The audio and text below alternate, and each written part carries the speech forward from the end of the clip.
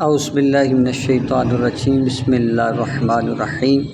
آج کے درس قرآن میں سورہ بقرہ کی آیت نمبر 152 کا ایک جز ہے۔ اللہ تبارک و تعالیٰ نے فرمایا فاذکرونی اذکرکم، تو تم مجھے یاد کرو میں تمہیں یاد کروں گا۔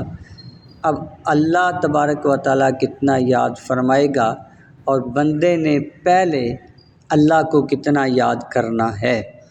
اگر ہم انبیاء، صدیقین، شہداء اور صالحین، ان چار اللہ کے نام یافتہ جماعتوں کو پڑھیں، دیکھیں، سمجھیں تو معلوم ہوتا ہے کہ اللہ فرماتا ہے جب تک تم ہو تم مجھے یاد کرو، اور پھر جب تک میں ہوں تو پھر میں تمہیں یاد رکھوں گا۔